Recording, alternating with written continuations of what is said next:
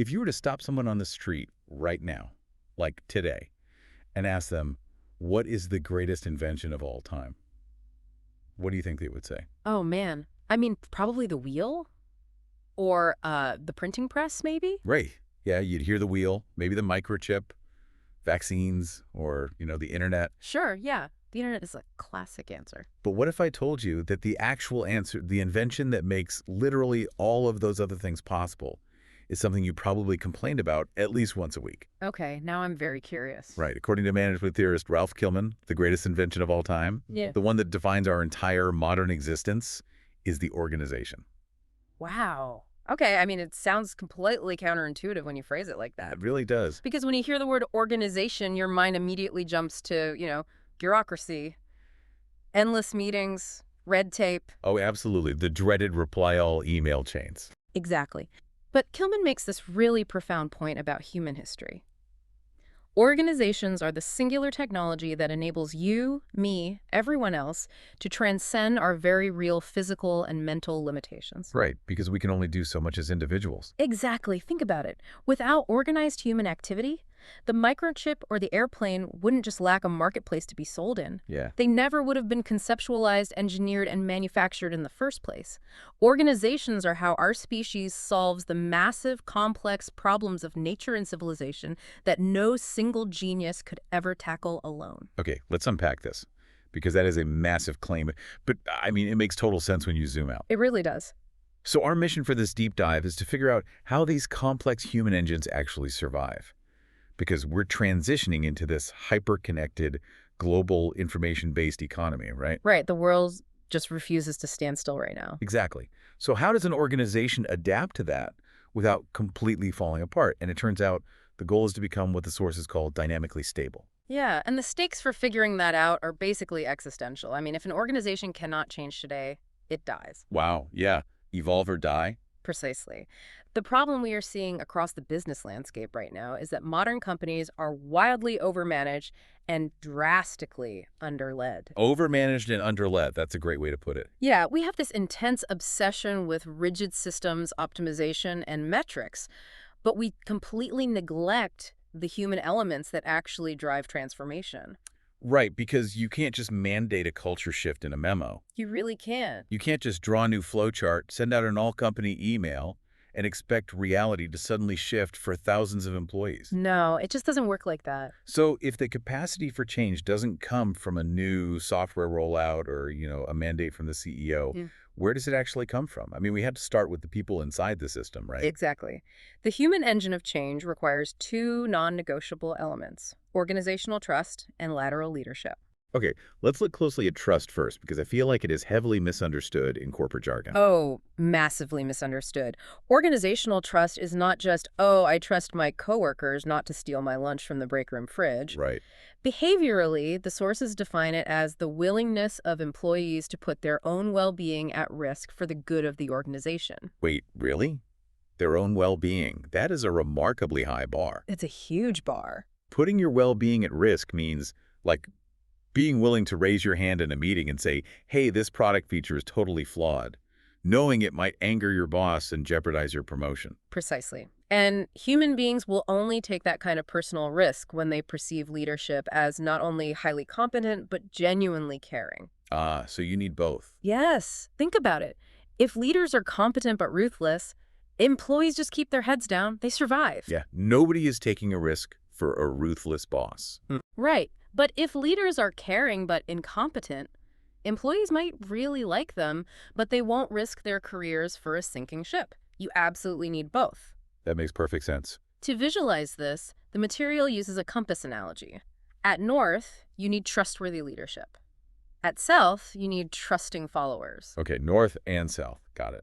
But the east and west, that horizontal axis is where most companies fail completely. Why is that? Because you absolutely must have involved mid-management and capable champions scattered throughout the ranks on that east-west axis. Oh, I see. Because without that middle layer translating the trust, The grand vision at the top never actually reaches the execution at the bottom, Exactly, which feeds right into the second element, lateral leadership. which is getting things done across silos. Right. It's getting the marketing team to collaborate with the engineering team without needing a vice president to formally mediate a meeting between them. I love this concept. It reminds me of what happens in a neighborhood during a massive blizzard. Oh, that's a great way to look at it. Yeah, like nobody waits for the mayor to issue an official mandate to shovel the sidewalks. People just step out of their front doors, cross property lines, and help their neighbors dig out. That blizzard analogy is spot on. Humans naturally self-organize into highly effective social groups incredibly fast when there is a crisis. Right. The true trick of lateral leadership, though, is designing an organization that enables that kind of organic self-organization to happen normally. Like on a random Tuesday, not just when the roof is caving in. Exactly, on a random Tuesday. Okay, but let's be real for a second. Trust is the ultimate corporate buzzword. Every single company claims they have a high trust culture. Oh, of course they do. It's on all the motivational posters in the break room. Right. But in reality, it's invisible. So how do behavioral economists or leaders actually prove a culture has trust, rather than just lip service? Well, you have to measure it, because you can't manage what you don't measure. But how do you measure trust? You can't just send a poll saying, "Do you trust us?" Check yes or no. No, definitely not. You use a two-pronged approach. First, qualitative storytelling. Storytelling. Yeah, you conduct deep interviews and just ask people to tell stories about their workplace. Oh, wow. The anecdotes people share, like how a mistake was handled last month, those stories reveal the absolute truth of the culture. That's fascinating. Yeah. People will tell you the truth if you just let them talk about their day. Exactly. And second, you use quantitative anonymous surveys. But the critical mechanism here is that you must get a representative sample across the entire hierarchy.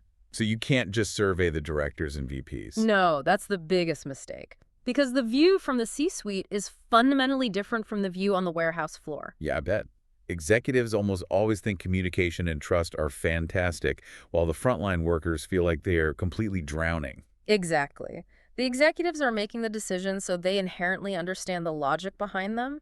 The frontline workers are just experiencing the consequences of those decisions. What? If you don't measure the gap between those two realities, you are flying blind. Okay, so let's say you do the work. You build the trust, you measure it, you enable lateral leadership.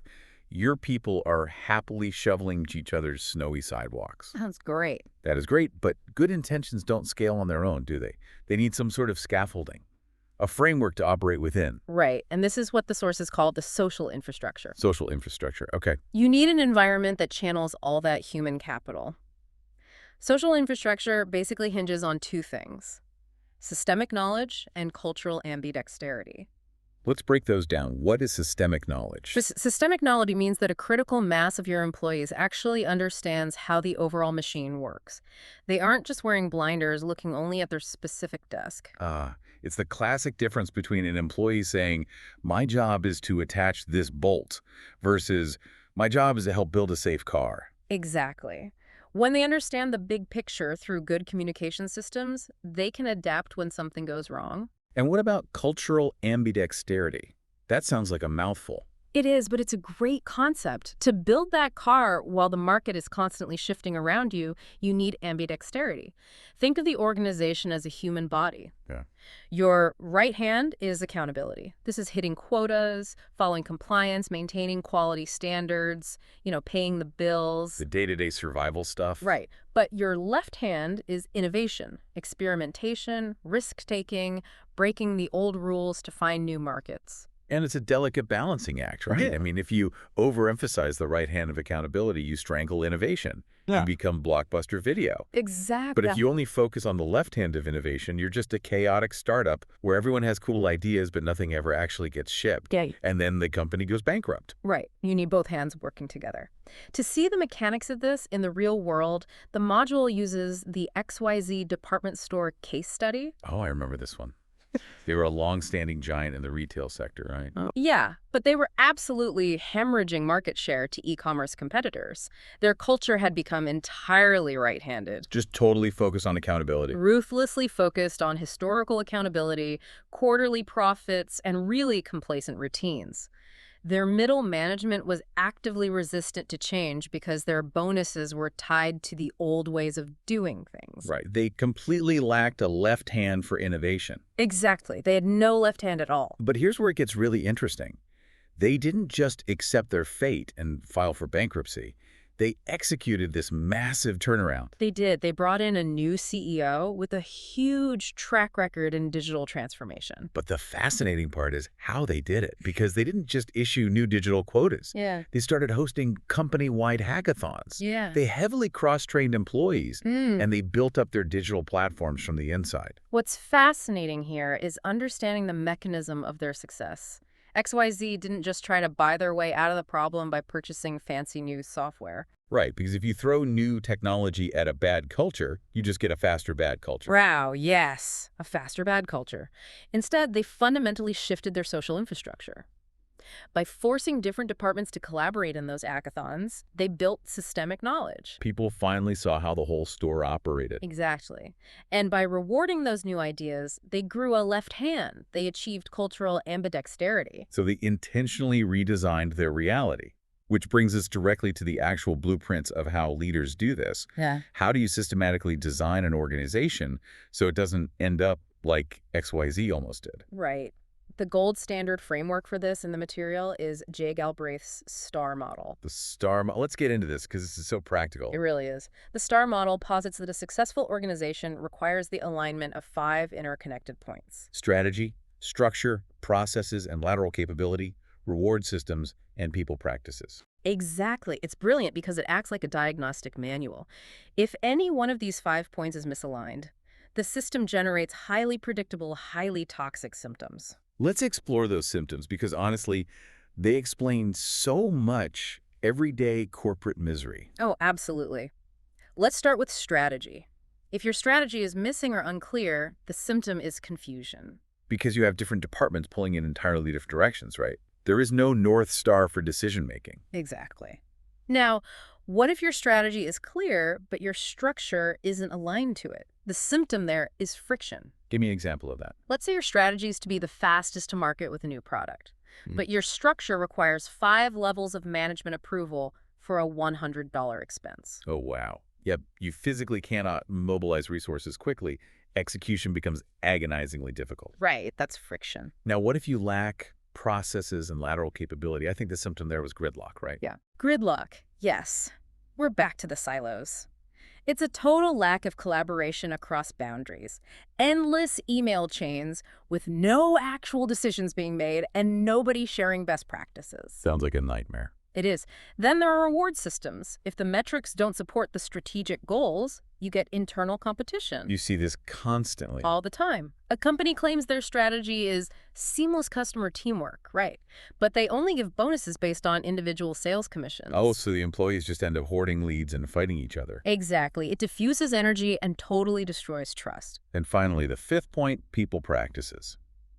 If your people aren't enabled and empowered, like if they lack the training, the skills, or the authority to actually do their jobs, the symptom is low performance. Yes. It's the tragic state of high effort with 0 results, which leads directly to burnout. So if you are a leader and you see gridlock, you know you don't need a motivational speech. You need to fix your processes. Right. Or if you see internal competition, you need to urgently audit your reward systems. The model tells you exactly where to look. I have to push back on one thing here, though. Let's talk about the structure point of the STAR model. Okay, let's do it. In the corporate world, everyone seems obsessively focused on structure as the ultimate fix for everything. Whenever a new VP comes in, the very first thing they do is redraw the org chart. Oh, always. They move boxes around, they change titles, they shift reporting lines. Yeah. Why do executives equate structure with the entire organization? It's basically an illusion of control. Really? Just an illusion? Yeah, I mean, redrawing an org chart is easy. It looks like you're taking decisive action. But Galbraith explicitly warns against this obsession in his model. Right. He argues that structure is just one facet, and companies waste immense amounts of time and political capital on it. The cornerstone of the entire STAR model has to be strategy. Not structure. Strategy. Strategy. Without a clear, universally agreed upon goal, it is literally impossible to make rational choices about structure or rewards or processes. Strategy dictates the shape of the container.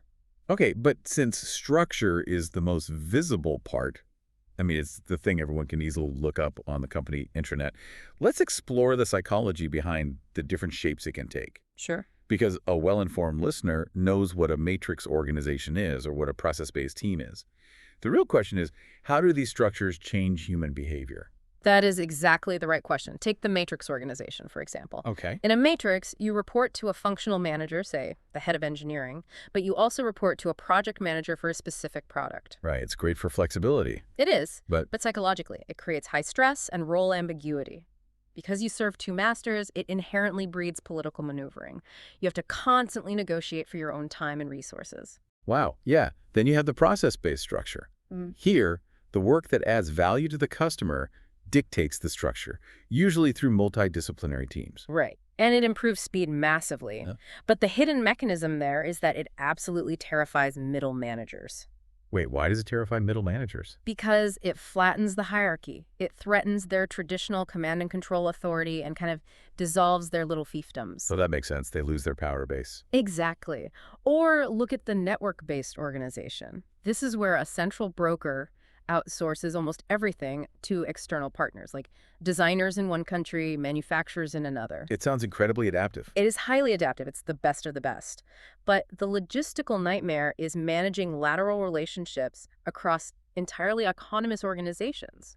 It is incredibly hard to motivate and align partners who don't actually draw a paycheck from you. To see the power of structural change, the sources highlight the ABC Community Foundation case. Oh, yes, the nonprofit case study. Yeah. They were a nonprofit struggling with declining donations and completely disengaged volunteers. When they applied the STAR model, they realized their structure was suffocating them. They had a highly bureaucratic, hierarchical structure, right? Exactly. Everything required 3 signatures and a month of waiting. The volunteers just felt totally useless. So what do? They didn't just launch a new fundraising campaign. They flattened the structure. Right. They created flexible, cross-functional teams, empowered the volunteers to make decisions, and built a knowledge management system so lessons weren't lost. Flattening the structure literally saved the mission. It's a great success story. But here's the catch. Changing a structure always means changing a culture. And culture is notoriously slippery. Very slippery. The material breaks it down into 4 broad categories generally. You have clan culture, which is loyal and focuses on family and consensus. Okay, clan. Adhocracy, which prizes rapid innovation, autonomy, and risk-taking. Adhocracy. Got it. Hierarchy, which is tradition, rules, efficiency, and stability. And finally, market culture, which is highly demanding, competitive, and externally focused on productivity. But you can't just flip a switch from a rigid hierarchy to a freewheeling adhocracy. No, absolutely not. You can't just declare, hey, everyone, we are an innovative culture now. The experts use an iceberg metaphor to explain why this is so hard. I love the iceberg metaphor. At the top of the iceberg, above the water, you have the things that are easy to see and change. The styles of dress, the office layout, the corporate jargon. Right, the visible artifacts. But beneath the surface, getting harder and harder to change, you have the underlying philosophies. And at the very bottom, in the dark, you have the hidden assumptions and values. And that iceberg model explains why most transformation efforts fail.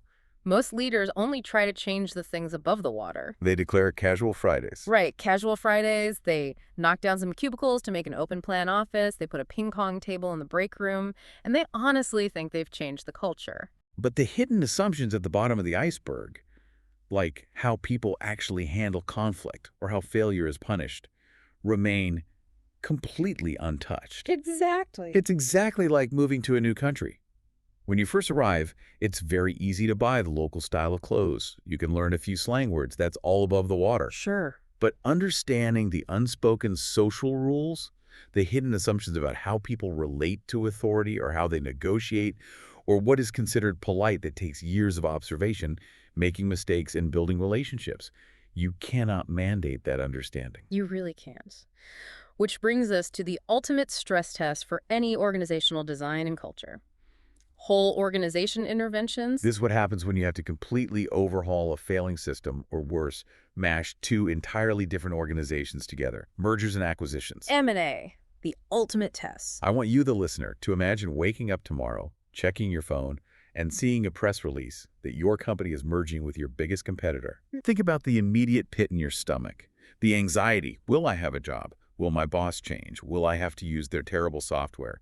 M&As have a notoriously high failure rate, financially and personally. The top talent almost always flees. They do, and the primary reason they fail is a lack of what organizational psychologists call human due diligence. Human due diligence. The solution is to map out those cultural icebergs in the pre-contract stage before you crash them into each other. But executives almost always ignore this part until it's too late. Why do they ignore it? If we connect this back to the big picture and the STAR model, it explains exactly why. When a merger is being negotiated, the people in the room are the lawyers, the financiers, and the top executive. Right.